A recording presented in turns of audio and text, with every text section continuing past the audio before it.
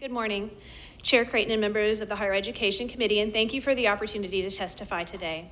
My name is Dr. Stephanie Robertson. I'm a licensed psychologist and a licensed specialist in school psychology and an assistant professor of psychological sciences at Tarleton State University. I'm the chair of the Public Education Committee and a member of the Academic and Higher Education Committee at the Texas Psychological Association. I'm here today representing myself and the Texas Psychological Association. Some of this information is based on my experience as a professor and faculty member, but I'm not here on behalf of Tarleton State University or the Texas A&M system. Mental health on college campuses is of critical importance. I had the privilege of serving as the Director of Student Counseling Services at Tarleton for 3 years and experienced increasing numbers of students seeking services, increasing clinical complexity and severity, and limited access to psychiatric support in our rural community. More recently, however, I've served Tarleton as an assistant professor of psychological sciences. I'm here today to testify as a concerned professor and to share my experiences as a faculty member. I hope to provide some context for statistics that others are better qualified to discuss. As a licensed psychologist and a professor, students and colleagues frequently approach me with questions, concerns, and requests for referrals.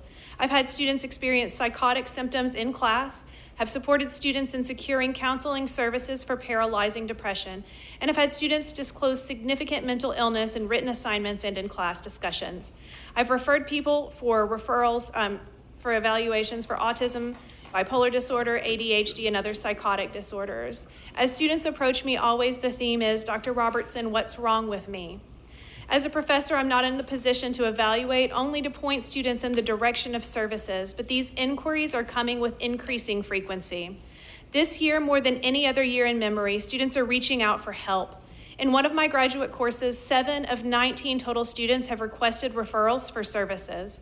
A task force to study college student mental health and a path to increasing support for student mental health services is imperative. The increasing concerns among college students are not issues of delinquency, deficiency, or lack of resilience. I've had students who are sole providers for large families when both parents lost jobs due to COVID. I have students who travel weekly between campus and home to care for parents who are disabled and siblings who are disabled.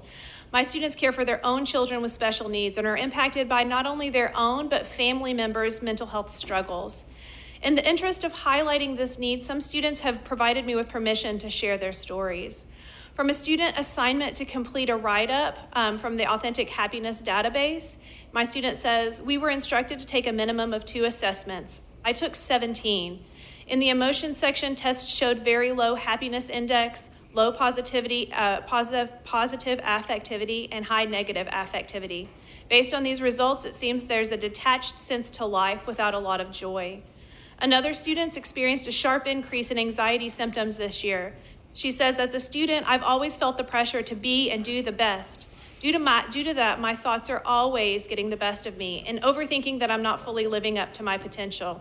This semester, being the last before graduation, has caused me to become more anxious due to the uncertainty of my future. Anxiety thrives in the unknowns. Finally, a student says, last year, when I was about to graduate with my bachelor's, I was in a relationship with a person who seemed all good, but always had a problem with drinking.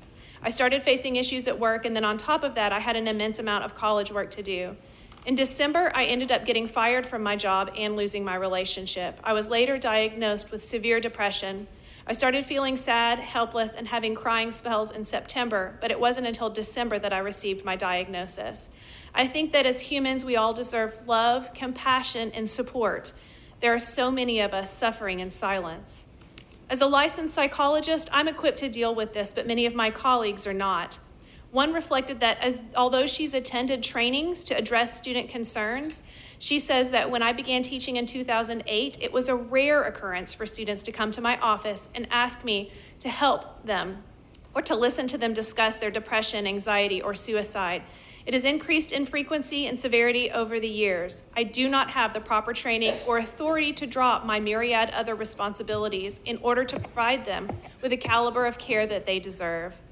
Colleagues in student counseling services tell me they've seen steady increases in students seeking mental health treatment every year for the past 6 years. These students present with complex trauma, hallucinations, and personality disorders.